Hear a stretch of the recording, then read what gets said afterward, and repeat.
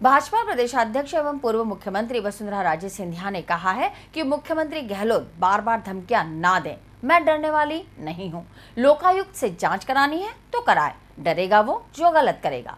राजे सोमवार को चित्तौड़गढ़ में एक विशाल जनसभा को संबोधित कर रही थी। उन्होंने कहा कि 4.5 साल तक जांचों में उलझे रहे, जब कुछ न निकला तो खिसियाने लगे। आज फिर कह रही हूँ, किसी से भी जांच कर लो, मैं किसी जांच से नहीं घबराती, क्योंकि सांच को आंच नहीं आती। राजे ने कहा कि उनकी स्वराज संकल्प यात्रा में वे जहां भी गई जनता करहाती हुई मिली। लोगों ने कहा कि राजस्थान में सरकार नाम की कोई चीज है ही नहीं, चारों ओर लूट मची हुई है, गरीबी हर दिन बढ़ती जा रही है और सरकार के लोग दिनों दिन धनवान होते जा रहे हैं। सरकार में कोई आंसू पहुंचने वाला नहीं है। सरकार इस प्रदेश की मालिक बन बैठी है और जनता को उसका नौकर समझती है। उन्होंने कहा कि अब वक्त आ गया है, जनता को लगाम अपने हाथ में लेनी होगी, क्योंकि वो ही सरकार की मालिक है और सरकार उसकी नौकर। आज पूरे प्रदेश में हाहाकार मचा हुआ है। यात्रा के दौरान कई जगह तो लोगों ने मुझे रोककर कहा कि अब आपको आना होगा, क्योंकि हमें हमारी जान बचानी है। अब बहुत हो गया, अब अपने को हमारे बारे में सोचने की जरूरत है। मैं आप लोगों से आज इतना ही कहने आई हूँ कि हम लोग सबने तय कर लिया है कि एक नया, एक विकसित राजस्थान हम अपने हाथों से बनाएंगे, हम लोग मिलकर बनाएंगे। इसमें बड़े बुजुर्ग हो, माताएं बहनें हो, युवा हो। आज यहाँ इतने सारे युवा अगुवाई करते हुए मुझे यहाँ तक लाए। मुझे गर्व है उन लोगों पे जिन लोगों ने तय कर दिया है कि आगे चल के इस प्रदेश को ही नहीं, अपने क्षेत्र को बनाने में पूरी तरह से सहयोग करेंगे। वो बच्चे जो दौड़ दौड़ के भूख और प्यास को एक तरफ छोड़ के ये तय कर रहे हैं कि हमको आगे चल के एक ऐसी सरकार लानी है और साथ में मिलकर हमको ऐसा काम करना है जिसका फायदा खाली हमको और हमारे परिवार को नहीं, परंतु हमको हमारे प्रदेश को मिलेगा।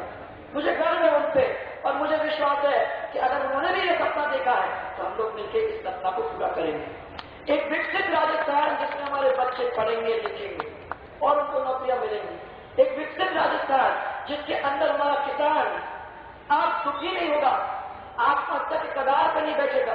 जैसे आंध्र प्रदेश के अंदर, महाराष्ट्र के अंदर आत्महत्या के ऊपर तुल चुका है बेचारा, राजस्थान में कभी नहीं होता था। आप राजस्थान के अंदर भी एक स्थिति आने लगी।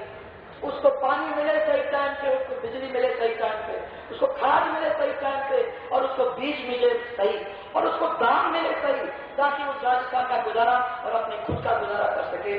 इसके लिए मैं समझती हूँ कि हम लोग सब मिलकर काम करने को। पूर्व केंद्रीय मंत्री एवं भाजपा के वरिष्ठ केंद्रीय नेता जसवंत सिंह ने कहा कि वसुंधरा के मुझ पर उपकार हैं, जिन्हें मैं चुकाना चाहता हूं। ये उपकार उन्हें मुख्यमंत्री बनाकर ही चुका पाऊंगा। उन्होंने चित्तौड़ की जनता से अपील की कि वसुंधरा को मुख्यमंत्री बनाने के लिए चित्तौड़ लोकसभा क्षेत्र की 8 विधानसभा और 1 लोकसभा सीट वसुंधरा को देनी होगी।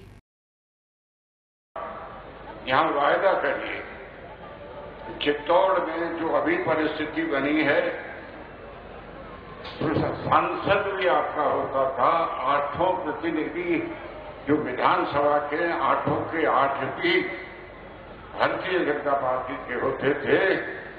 इन दोनों उधारों को चुकाने के लिए आप प्रतिज्ञा करिए सब यहाँ जो चित्तौड़ की जनसभा में हैं कि हम निश्चित रूप से 8 ही हमारे विधायक और आने वाले वर्षों में हमारे सांसद पुनः उसी स्थिति को हम वसुंधरा राजे को भेंट के रूप में जरूर देंगे। ये मेरा यही निवेदन करूंगा। आपको सुनना भी उन्हीं को चाहिए, समय भी इतना नहीं है।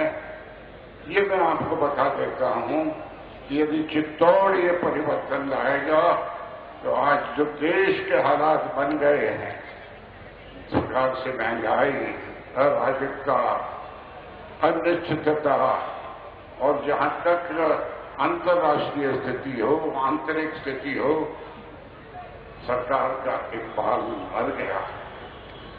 सरकार को पलटिए।